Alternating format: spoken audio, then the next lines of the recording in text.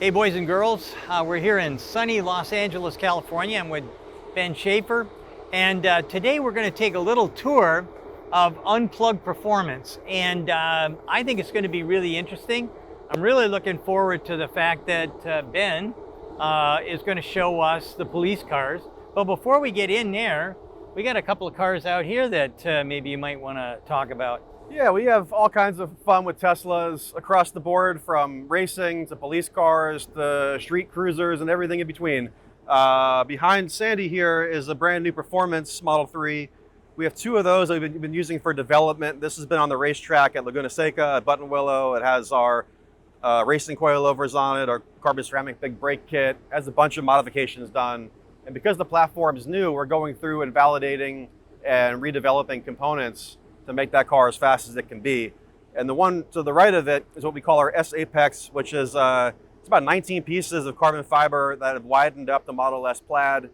And it has our same kind of components: carbon brakes, forged wheels, carbon wide body, the interior, von Holzhausen bamboo leather, which is kind of cool. That's Franz's wife's company, for those who knew Franz von Holzhausen. Vicky's company makes really, really good eco-friendly interiors, so we partner with them on the interior. We're actually building another S Apex inside for a VIP client, so maybe we'll see a little peek of some of that as well. But let's come inside and check things out. Yeah. Well, this is like the history, right? This is where you started? Absolutely. Yeah. Yeah, this is where Unplugged began. Our story actually began 25 years ago, but Unplugged began here in 2013. So you got a shoe from Shaq. Yeah, Shaq is a customer, and that's probably the largest shoe I've ever seen. So that was a pretty fun gift from Shaq there. And then we have just kind of bits and pieces, little knickknacks. Our sales office here is not what I would call a showroom, but we try to have some interesting things from various wheels that we've developed from partners like BBS, but also we make our own forged wheels, lots of carbon fiber components. We do all the carbon out of autoclaved pre-preg carbon fiber. Even a backpack, which is a von Holzhausen backpack made out of recycled plastics, but super nice quality. Knickknacks, bits and pieces. One of our vendors is Koenigsegg. They produce some bits for us, so we have some of their components here on display. And yeah, overall, it's just a fun office to work in, and Hawthorne is just a great place to be in terms of the DNA of Tesla. Tesla's right down the street. The design studio for Tesla is a couple minutes away. SpaceX, the rocket that landed, I don't know if you guys saw that coming in, but the Falcon 9 is on the corner. Elon, has since moved some things out of Los Angeles, but this has really been an epicenter of, I think, the DNA of SpaceX and Tesla, and I'd argue it still is. Yeah. Well, we've been to the site down in Brownsville, but Starbase, but I've never been to the design center. So anyway, this is kind of cool that you started here and you're still kind of here. That's really neat. And some of the old ethos is still here. This it's not pretty, but this is all out of tooling components for the 787 Dreamliner. One of our composites engineers was up in Seattle and collected all this kind of junked carbon, really, really thick sheets of carbon that we've upcycled, if you will, into something interesting. But yeah, we can go back and check stuff out. Oh, these are kind of neat. I actually like these because they're just ridiculous. These are mini wheels, but they are machined out of billet, the same as our actual wheels, which is really overkill. It started as an idea to showcase different colors of our wheels, but I think we're actually going to make it a product because it's kind of neat. People aren't used to seeing machined forged wheels like that. This video is brought to you by Munro Associates. From new product development to teardown benchmarking, Munro offers comprehensive solutions. We specialize in reducing costs and weight, drawing from 35 years of experience to help you maximize profitability and elevate your projects. Contact Munro Associates today, and let's turn your next project into a success story. Munro, innovation starts here. So let's go and see what you got back here. So we have a few different buildings. This is kind of where it all started, and we're in transition right now with this building, so it's kind of in between stages. There's Tyson over there, one of our engineers. We do some 3D printing here, which is fairly helpful just to move quickly and test stuff. These are sensor brackets for the ultrasonics that we make position-based for our bumpers to sit them in. It's not really time or cost efficient to produce that much with 3D printing, but it's helpful for small bits and for validation. Yeah. And as we kind of come back here, it's a little noisy.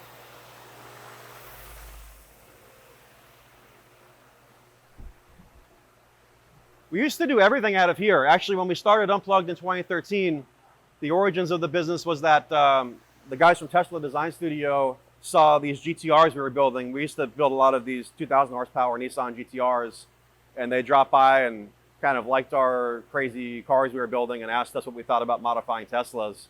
And in 2013, no one made any aftermarket parts, so we decided, what better scenario? Our neighbors are Tesla, we love their brand, and we were already modifying everything else. Why not modify EVs?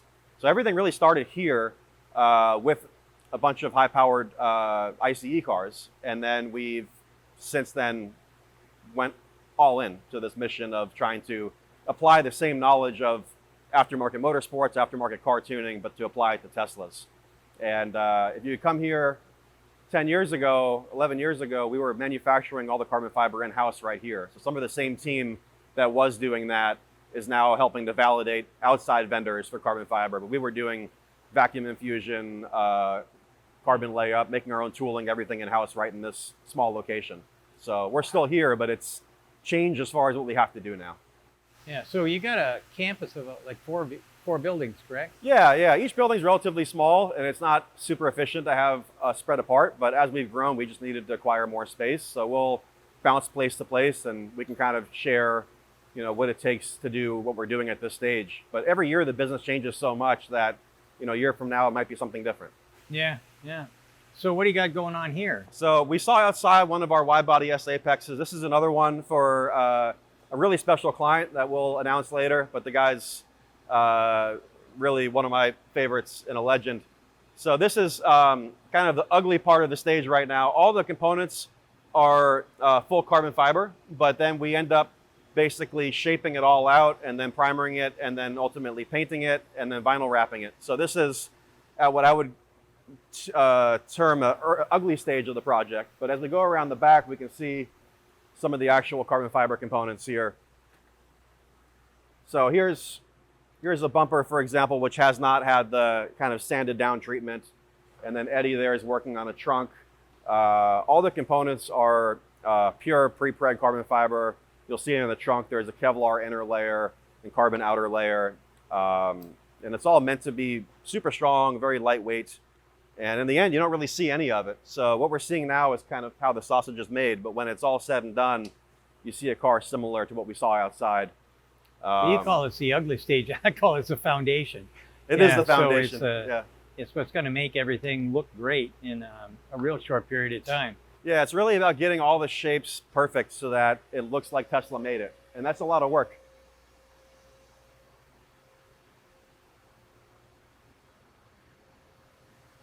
One interesting thing here, which might be too in the weeds, but I think it's kind of cool, is we widened the factory front bumper, so it's much wider here, but the bumper is still plastic in the center. So what we made is a carbon fiber extension on the sides, but rather than use body filler to widen the bumper, we actually laid up more carbon fiber on the plastic bumper and then sanded and shaped solid carbon to transition it into carbon on the sides. So it's a weird mix of plastic and carbon. And the reason we didn't just make a carbon bumper was originally these bumpers had radars behind them, and the radar can't see through carbon. Right. These days, that doesn't matter anymore, so we'll probably end up just making a full carbon car.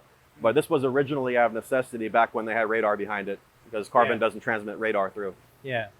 So the middle area is unchanged, but the sides are widened because we ultimately want to be able to run as wide of a tire as anyone wants. We'll see Dark Helmet, our race car, that runs a 13-inch wheel front and back, which is a lot of rubber. So we run a 330 slick all around. And, these Teslas, when you race them, it really, for maybe the downside, but a necessity, it represents kind of supersize me culture of America because it's heavy. You can't avoid the weight. It's an EV. Yeah. But when it gets heavy and when it gets powerful, everything is supersized. So we need maximum downforce. We need maximum grip. We need maximum brakes because the nature of the vehicle is that it's high power and heavy. Yeah. So we have to go with that. So the body dimensions are a necessity when you want to run Like this car, if you wanted, you could run a 345 tire on the back and it would clear the bodywork.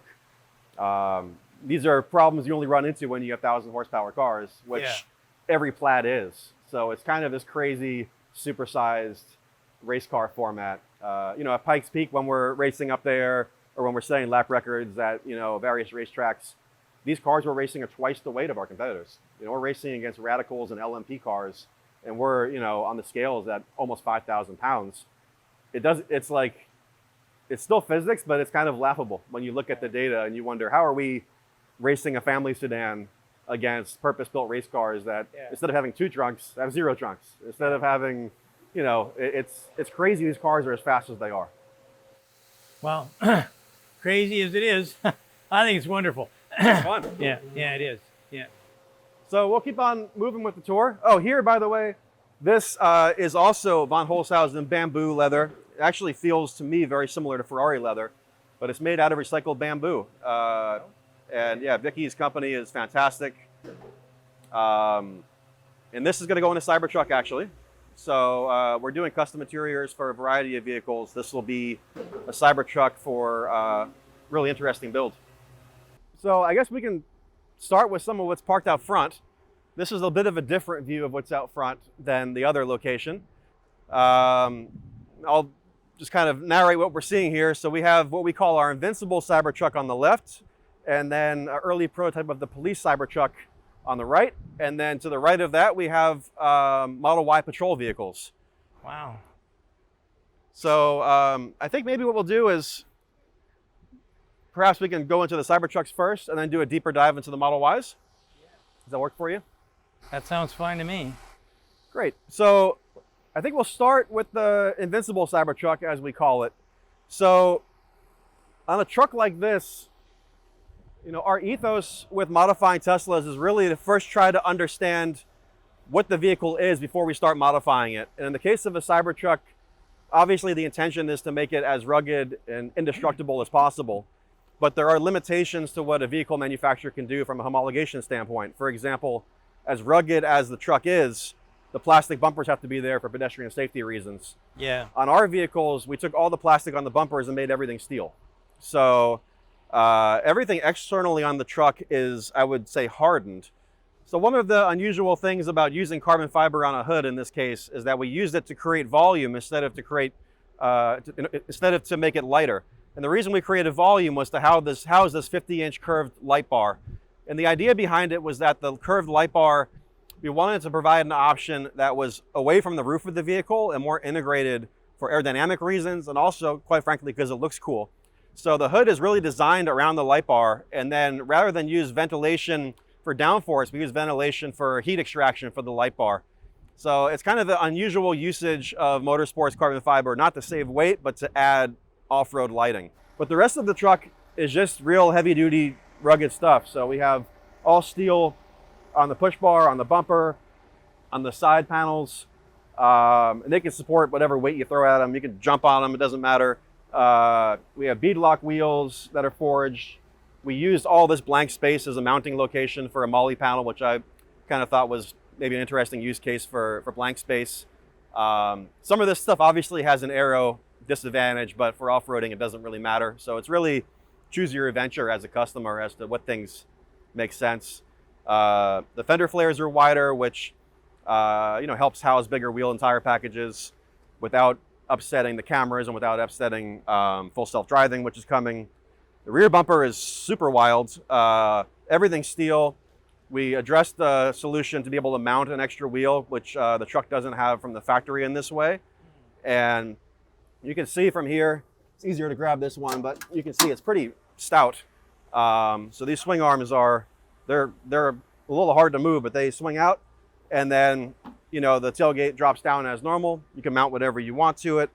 The bumper is not only all steel, but we actually also redeveloped the trailer hitch underneath it to support the bumper, because the bumper needs enough support on the sides to be able to handle the weight. And also we can lift the entire truck up from the bumper. There's a high lift jack point under there where you can actually jack the entire truck up from this bumper.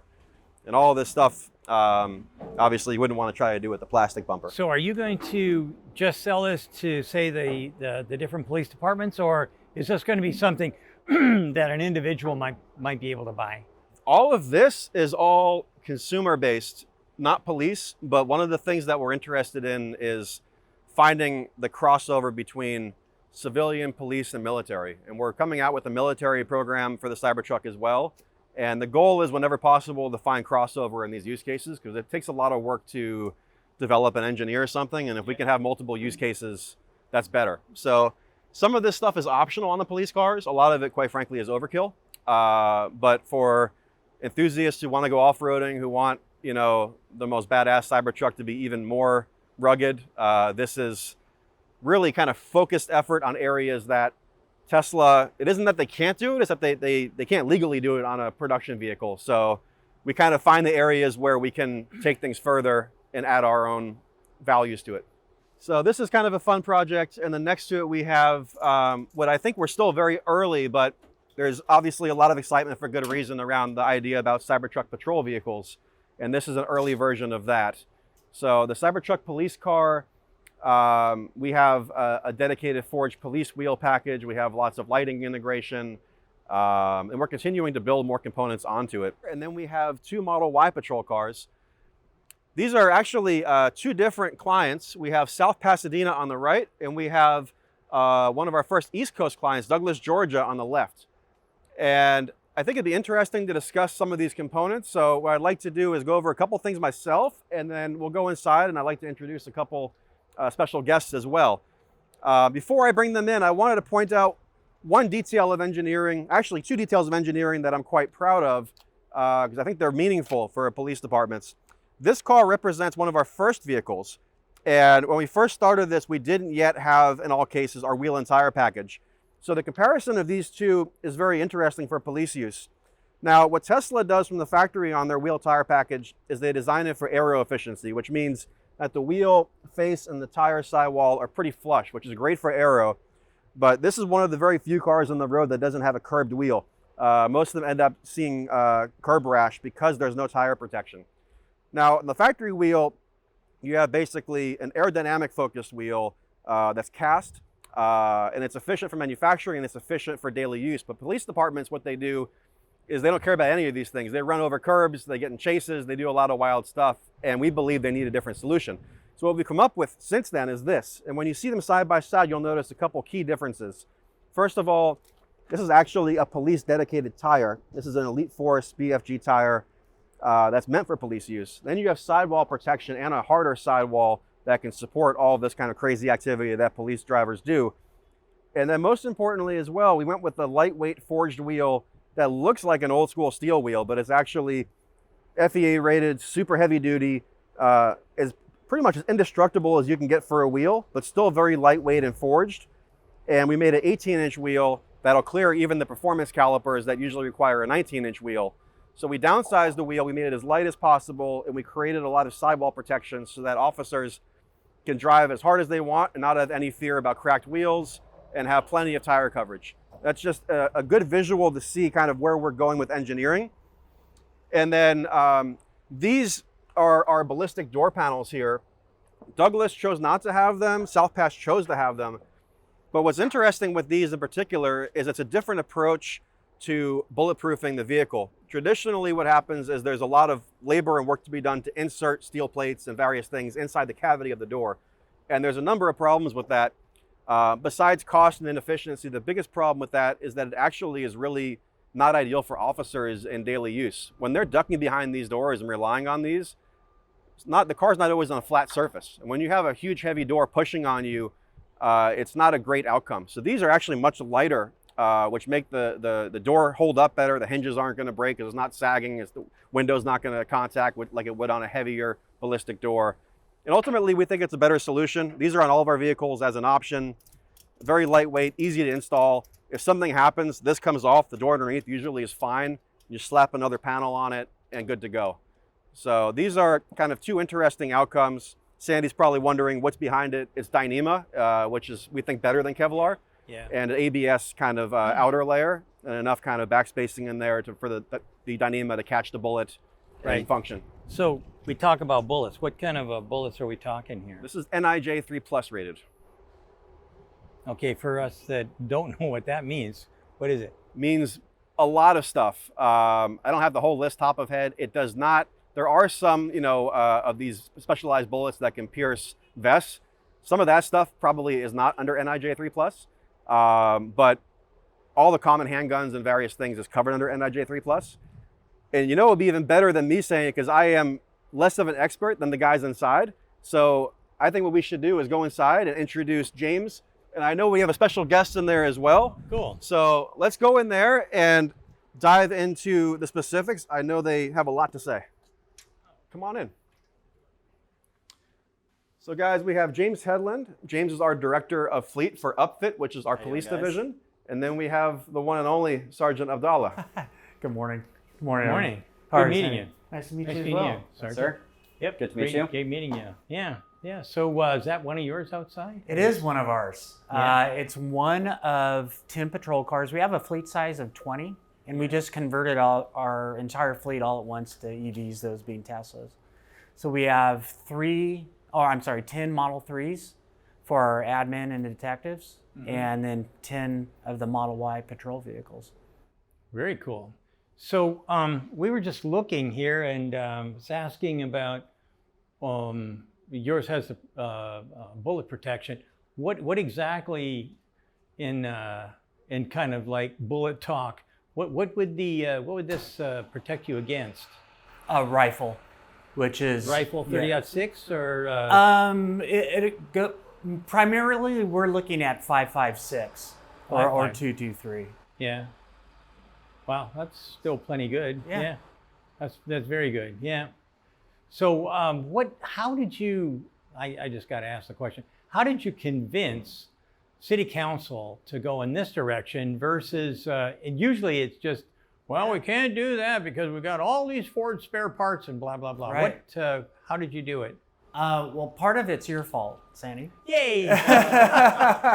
Our city's very environmentally and sustainability conscious. So they've been on us for about a decade to convert our entire fleet all at once.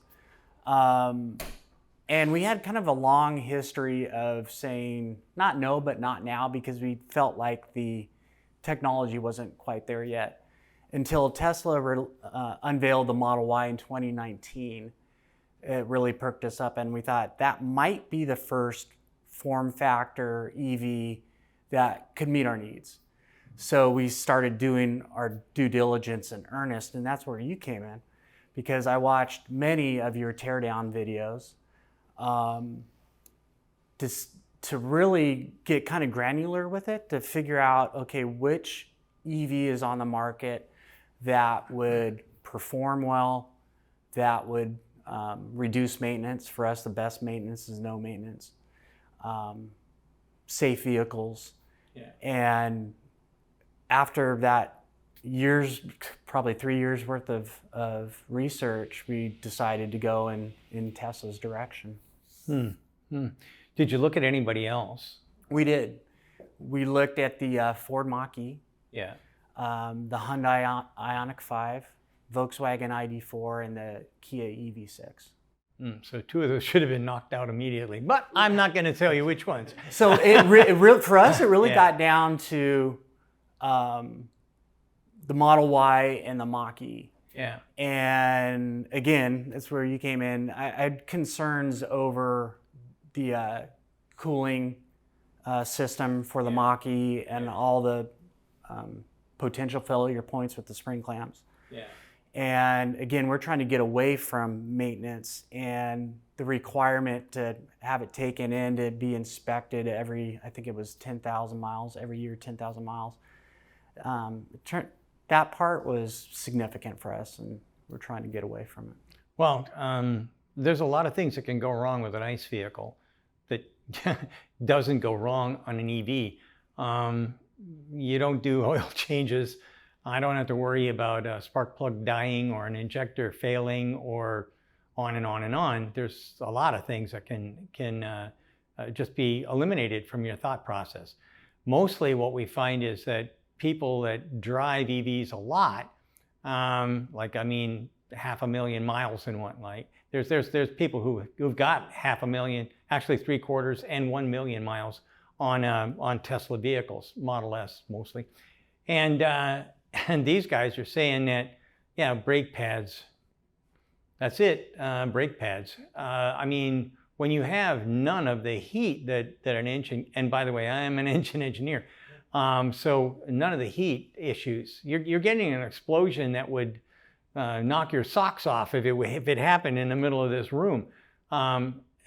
Then none of that happens. It just goes around in a circle. And all the marketing crap that came out from nameless OEMs about range anxiety and batteries catching on fire and, you know, children dying, all that stuff is being dispelled, and one by one things are going away. So I think that at the end of the day, Pasadena is definitely going to be,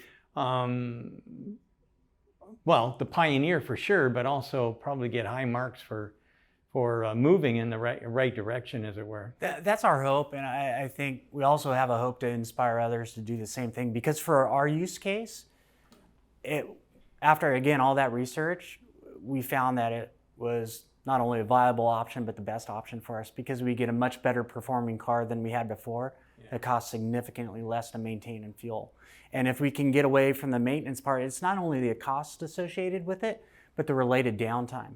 Yeah. And when you have a small fleet like ours, if you have 1 or 2 cars out of service, it really impacts our operations. So as much as we can get away from that. So I thought it'd be fun maybe to open up the car and dive into the weeds a little bit, absolutely. If you guys want to do that. Yeah, let's do it. Yeah, let's go and cool. see it. So this is a great opportunity. You guys have good timing. So Tony bringing this car in for a couple of enhancements that they wanted to do to the car. And so you guys will kind of get to see a version that we've engineered a little bit earlier in our program. And now this car was literally just built last week. So we've got kind of a development over time. You're going to notice some minor differences, because while we have more of a template, we're trying to make sure that it's easy and quick. As Ben said, we're going to have inventory, turnkey, be able to literally just call us up and send you a car, but with little nuances here and there. So some departments choose to do those ballistic panels NIJ3, so I mean it's a win-win, but some departments don't need it. So you're going to notice minor differences here. Douglas has a gray car. And in California, most of the cars have to be black and white. So, but Tony and South Pasadena did a great job working with their design team and did this really cool livery on there. So on this particular car, he's got basically everything that we offer up front. If you want to come up front with the camera, we can kind of show you guys in his car, and then we can check out the other car as well. And so on this side, you can kind of see there's actually quite a bit of space. And Tony, do you want to kind of come on down and showcase? You probably look better in the car than I do. Come on in. So this car has been in service since about February of this year. It has the full Whelen ecosystem in here. So their control head for the lights and siren, the control head for the exterior controlled spotlights, computer which runs our CAD and records management system, radio, rifle rack, and then in the back here we went with a single prisoner partition, and then in the back there's a shotgun mount and some extra available room.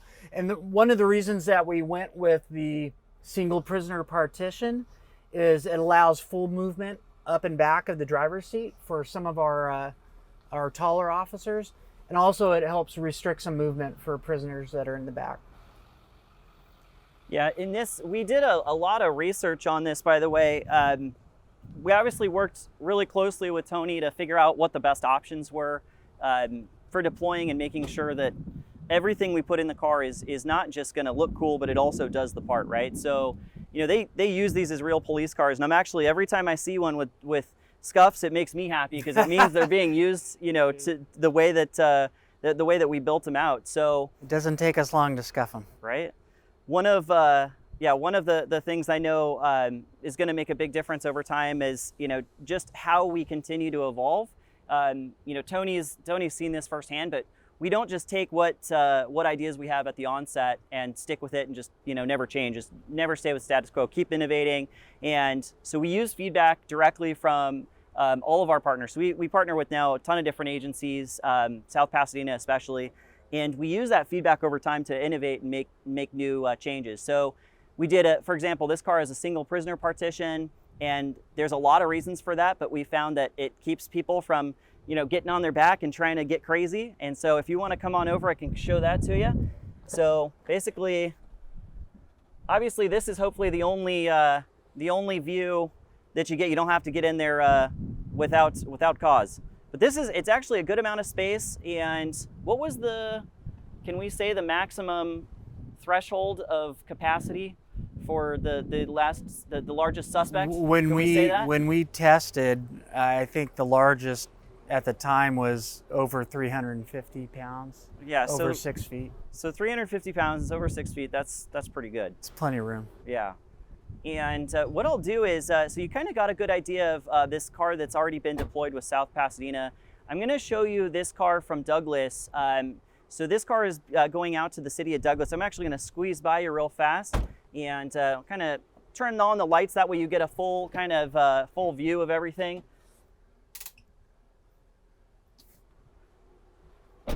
So you'll notice on this car, you have these lights, the spotlights going back and forth. So we can program the lights to do that. You'll notice these lights are not doing that. So you can program them to do whatever you want. And there's a lot of different customizability functionality you can do with that.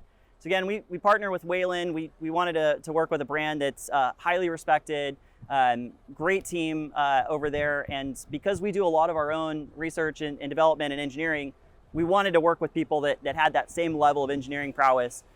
The other thing you're going to notice is as we go from different departments, this is an all blue light bar versus in California, we've got this red and blue. And everything we do is what's called Title 13 compliant. And that ensures that it matches the very close standards of police work and police vehicles. Tony, do you want to shoot the layman for what Title 13 is? Well, in California, Title 13 details the requirements for lights and siren operation in California. So it's really long, by the way, yeah. The stipulations. So visibility, colors of the lights, frequency of the flash patterns, all are covered under that. Yeah, and a couple of things I want to point out here. So again, you're going to notice iteration. So we wanted to try and preserve the integrity of Tesla's design and ecosystem. So on the first iterations of our cars, we actually perforated the front fascia and had the siren inset so that it wouldn't be outside, wouldn't look ugly out here. Well, in our newer versions, we've now actually inset that and we have it hidden. So if you look at the front of this car here, you'll actually notice no siren, but in our testing, it still operates at peak volume. And I'm obviously happy to demonstrate that for you guys as well. But it's a really important thing for us that we maintain the aesthetic that Tesla design team put together. They built beautiful cars. We want to make sure we do that. One additional thing I'd love to show you guys is if we come over here, I'm going to point something out that maybe not a lot of people think about. And it's the glass roof is intact on all of our patrol vehicles. And some might say, well, hey, shouldn't you replace it with a different kind of roof because maybe you want to drill holes into it for antennas and for those light bars. Well, the problem with that is that Tesla went through insane amounts of engineering and they safety homologated this vehicle, and that glass is not just for looks, right? That's a component of the safety homologation of the vehicle. So our whole goal, don't mess with Tesla stuff. We don't want to degrade or remove the things that the Tesla engineers did a great job engineering.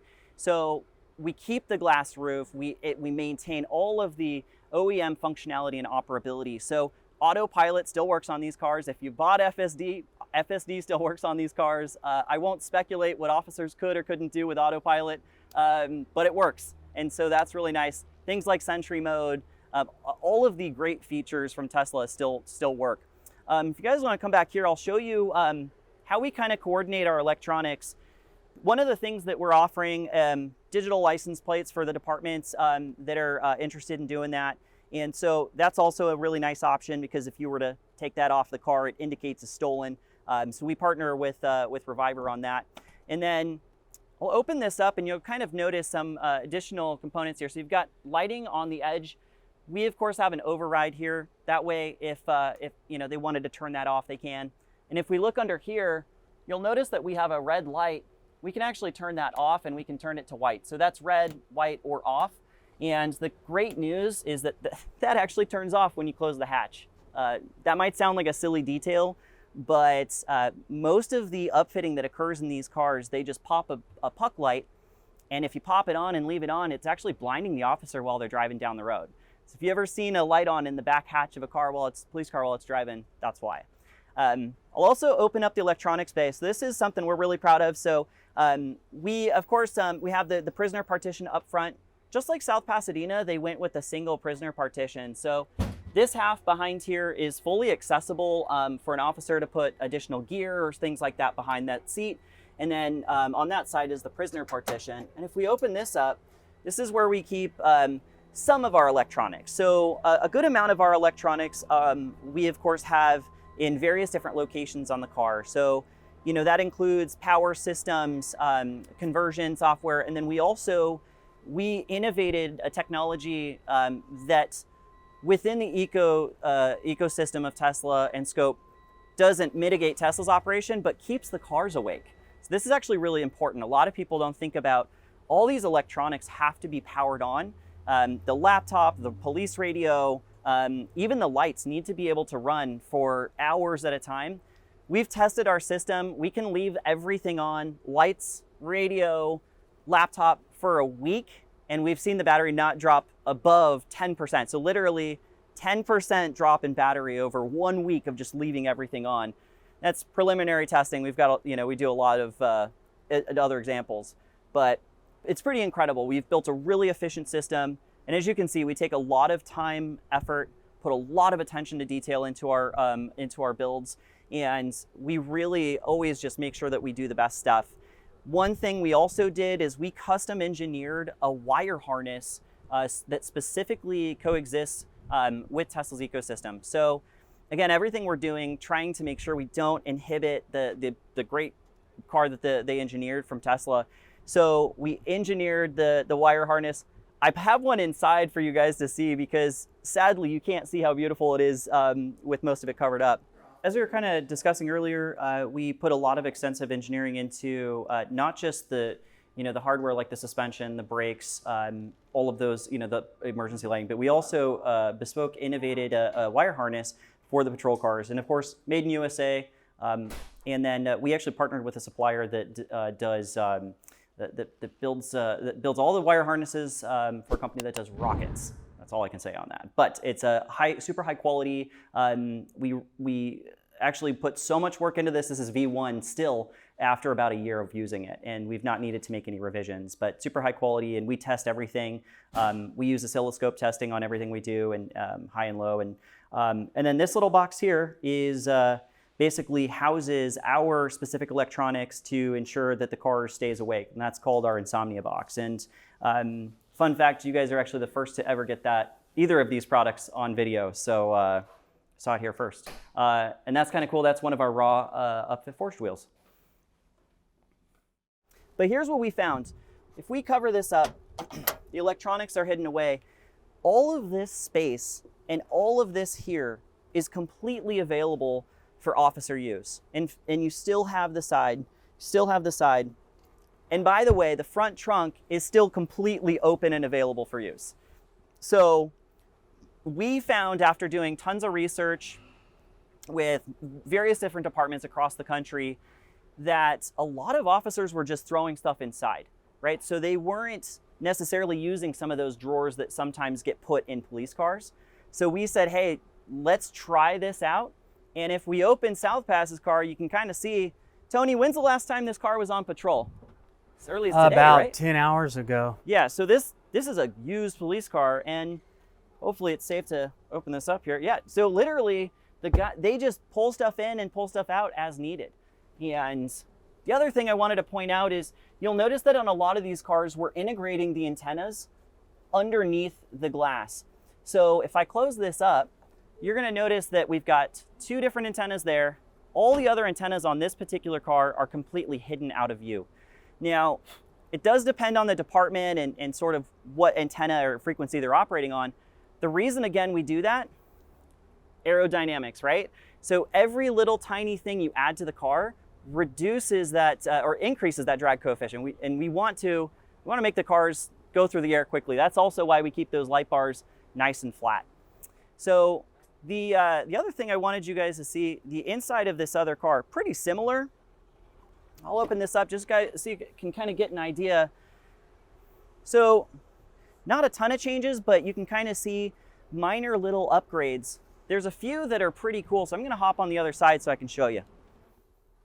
One of the requests that we get quite a bit is, you know, where do we put things? Where do we put stuff? So this is customizable to some extent. The radios, we actually offer a system that removes this cable. Some agencies prefer to leave this in, but we have the PA system right here, the police radio, again, the spotlights and the full controller. Very important, you have to have cup holders. So we actually had to engineer this so that we have this available at all times. That tap to drive is right here, so it's just been moved back. And on future iterations, we're gonna have an additional upgrade on that. But one thing, again, where to put stuff. So we have a lot of departments have a department issued phone, and then they have a personal phone. So when they get in the car, a lot of them just have 2 phones in their vest. And you know, it's not always great, and then they're not being charged while they're in there. So what we did was we actually custom integrated a wireless charger. And this wireless charger, there's 2 spots here. And as you can see, it's now charging. In addition to the wireless charging, you're also going to notice that we have 2 USB-C outlets right here. And we even have, you know, the old school, if you will, DC 12-volt socket, you know, cigarette lighter style. And we're trying to phase these out, but some departments still use older technology that requires, you know, that connection. So we've really kind of put a lot of thought into the ergonomics here.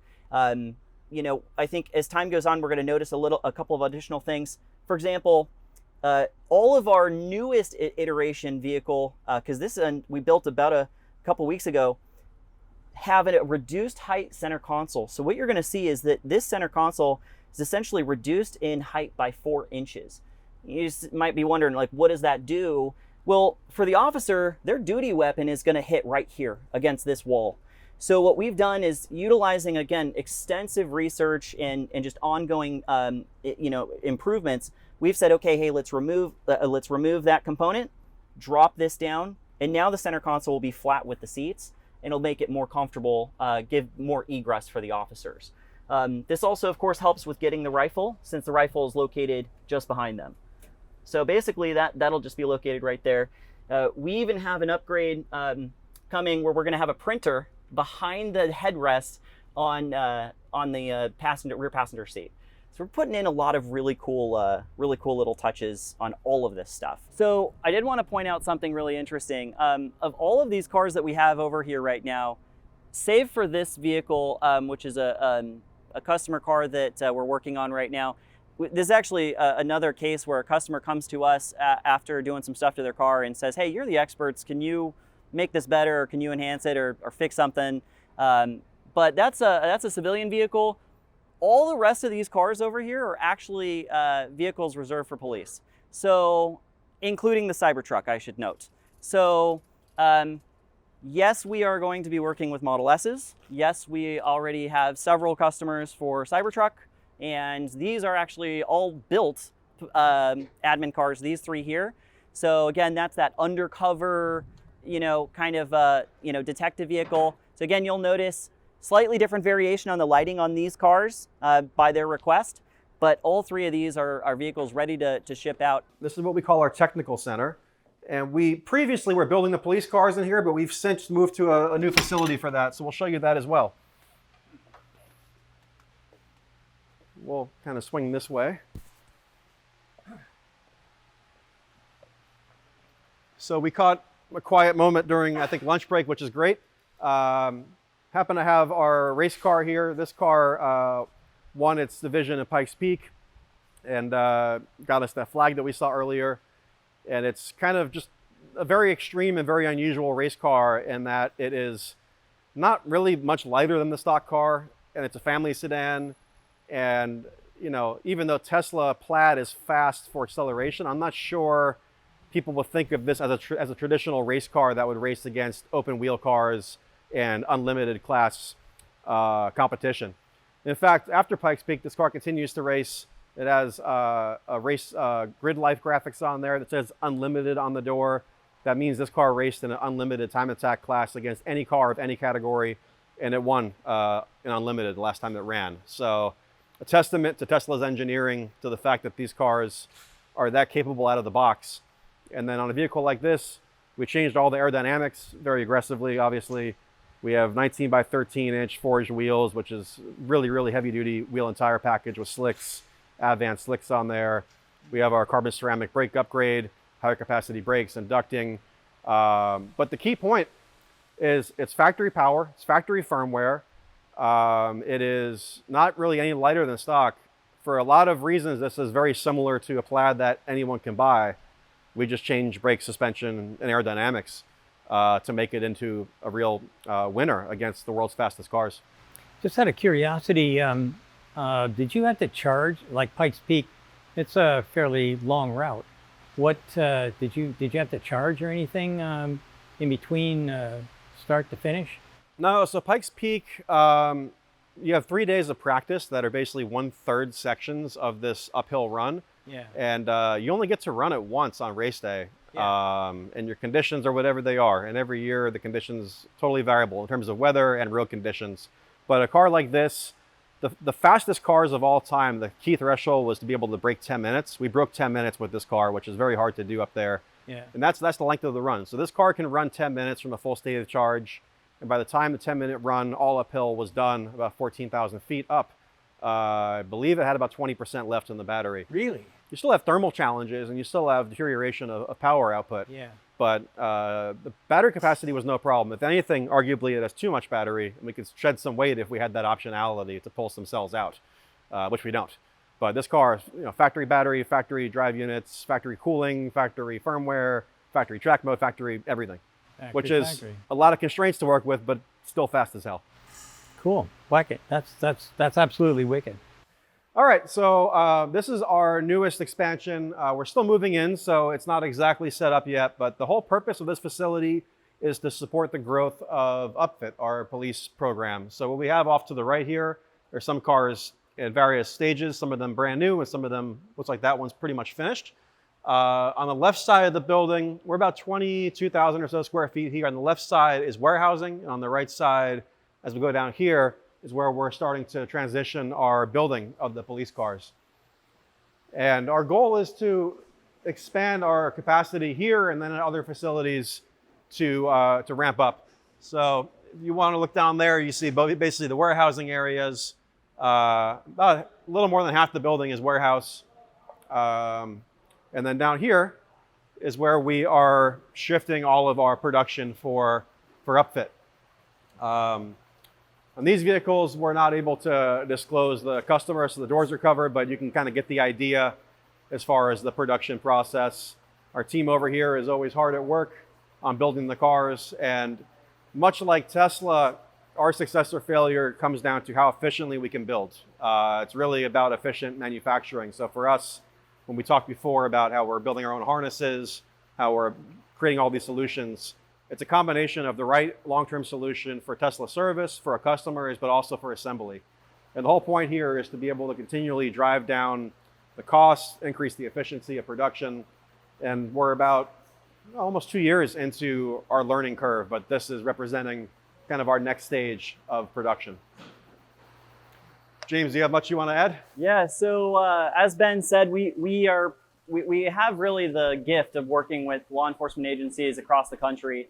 And sometimes we work with agencies and we're not really able to disclose who they are. So that's why we've got the blankets, but good news, you guys got to see the cars over there. This is a cool spot for you guys to see because you're going to kind of see in the cars a little bit. But I mentioned this to you guys earlier, that reduced height center console. So we're working on, this is actually a prototype, so I want to emphasize it's not a complete version of our product, but it's a reduced height. Again, that allows room for that. Actually, we can look to Tony there. He's got the duty weapon there on his right hip.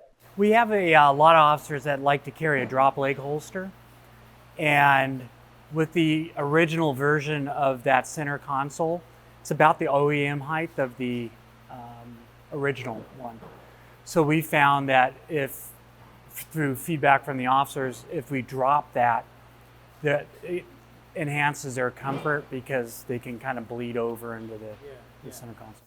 Ergonomics is critical because, you know, we don't want them worrying about anything.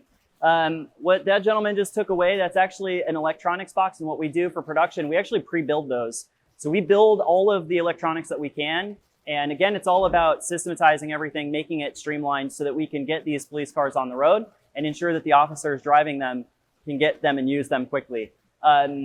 Kind of an interesting phase of production. So this car is, you know, mid-process, so it's a little messy at the moment, but obviously this is mid-production. This is kind of what a car looks like as we're getting through the production process, putting through all of our electronics equipment, all of the additional components. Looks like this one's already got our roof light bar. As I mentioned, we preserve the glass on all Tesla vehicles that have the roof glass, which nowadays is all, and that's really important. But one of the biggest things, our team is, we've got people from just every industry you can imagine, and we're really trying to, and this is something I give Ben a huge amount of credit for, is the company does a great job at pulling talent in from just everywhere. And because the broader, you know, perspective, I think the more you guys can, you know, we can really win. And we're working really hard to make sure this stuff is done right and done well.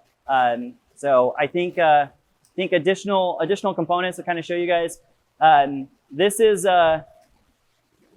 of course the frunk of a car that's got some components pre-positioned. You'll actually recognize this. This is one side of our wire harness that we designed, and these are all pre-labeled. Everything is systematized in a way that after we wire the car up and terminate everything in that pre-built box, we can install that lights and sirens controller. We upload a digital program. We do all the programming for that in-house, and then we basically deploy to the car. And with a department like this, all of their cars are the same. So this department, they did 6 vehicles. Every car gets the same software, so we can just copy and paste, which makes their production pretty fast. Looks like in this car, they're setting up to put in the rear prisoner partition. You'll kind of notice different phases. This one has that front push bar on it right now. And again, we worked really hard to hide the siren. So you can't see the siren anywhere on the front. No mess up here. Keep the car's drag coefficient as good as possible. That light bar low. And you'll also notice in the back, we've got chargers. Keep our vehicles, the vehicles charged while they're here. So a lot of little details. We really work hard to kind of maintain the ethos, the high level of engineering.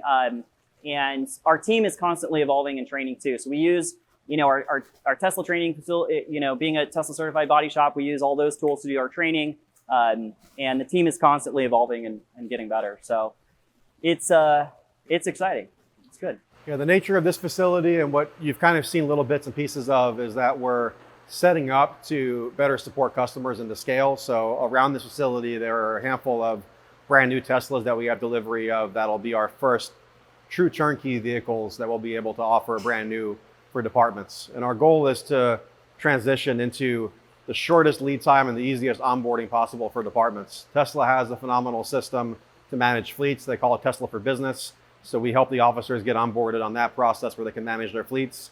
We even have a third-party partner that we partner with called Standard Fleet that manages the fleet after deployment, which is another great tool. And because these cars are all connected online, there's a lot of stuff you can do with this next generation platform in terms of fleet management, both with Tesla's infrastructure on their side and also with our partnership with Standard Fleets. So let me ask you a question.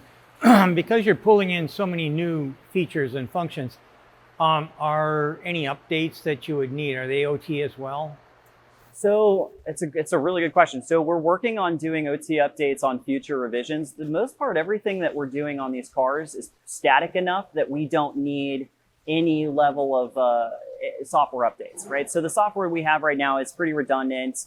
We've got actually redundancies built in place on our software that's involved with the car. But the benefit is that we can update it easily and the way that we built it out. So the way we're building all the cars is that they're easy to upgrade hardware on as well, right? So little tiny things will have little unique abilities to upgrade. So if a department, for example, has an older radio and they want to upgrade to a new radio, they get a grant, we can upgrade their radio really easily because we've already put everything in. So it's basically a drag and drop. So trying to do that, I think one of the biggest things, so they're putting in the electronics box right now. It's kind of fun. One of the unique variables here is we really care a lot about training. And this is something not just internally that's big, but it's big externally as well. So South Pasadena and I and all of us here, we worked really close together to find out what are the key components that a field training officer or an FTO needs to deploy to the rest of the officers. Because it's a new platform, right? Sometimes these officers are getting in an electric car for the first time. They don't understand regen braking. We can adjust it in software, but still, it's good that they understand, you know, instant acceleration, what's the braking like with our upgraded brakes, all of that. So we really get them up to speed on how to use the car, how to make sure they're safe. And again, we talked about this earlier. I don't want any officer ever thinking about how to use a car. It needs to be second nature. And so, you know, even down to like, for example, our doors all have door straps on them so that if you kick the door open, which most officers do in a hurry, it doesn't break the door as that opens. Little tiny things like that, showing them how to use it, all those things. So We're here at our auto spa, and this is kind of the final place all the vehicles go for vinyl wrapping, for paint protection film, window tint, anything that's clean. We also have other vehicles that are not Teslas, so it's kind of an eclectic atmosphere. And well, watch your step. I almost tripped on that. Come on in.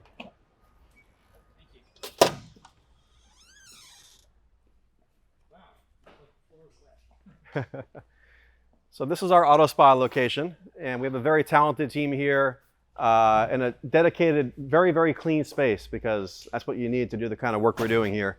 So all the police cars that we saw, the carbon fiber wide bodies that we saw, everything in between, it ends up here. This is where we do our vinyl wrapping. This is where we do paint protection film and everything in between, ceramic coating. And we've attracted high-end clients across all types of vehicles. So this business kind of straddles between our two worlds of Unplugged Performance and then our parent company, Bulletproof Automotive, that began 25 years ago. This facility serves both. And ultimately, the final mark of approval on any car we do usually ends up here as the final step. This is spectacularly clean. I thought, well, I know we have a clean factory, but it don't look like this. This looks more like a clean room. I feel like I should have a bunny suit on and a respirator. So this is really, Mission accomplished for our team then. That's what they want to hear. Yeah, That's the goal here. This is pretty special. Yeah, the real goal we have here is not to be just another aftermarket brand for Unplugged, not to be just another upfitter for Up.Fit, not to be just another anything. We really want to figure out where the limit is of quality and detail work. So the one thing at least we aspire for internally is to try to be the best at every category. And some of it takes a long time, and it's hard work to get it up to this level. But it comes down to the right team. We got the most talented technicians in our field, the right facilities, the right investments. Oh my God! Oh, I love this car. I wasn't expecting to see a station wagon. These are as rare as hen's teeth. I'm really astounded, actually. I love hearing self-made companies and stuff like that. I think you've done a great job. This has been really a cool time for me. Thank you very much, Ben. It's really a pleasure to have you. It was great meeting all you guys. great meeting you. Brother. Anyway, anyways, thanks to everybody here for, really an eye-opening experience. I really am hoping that police departments around the U.S. and maybe even Canada might think real hard about what their replacement fleet might look like. Anyway, thanks again for watching. Stay tuned for more. Thank you. Thank you.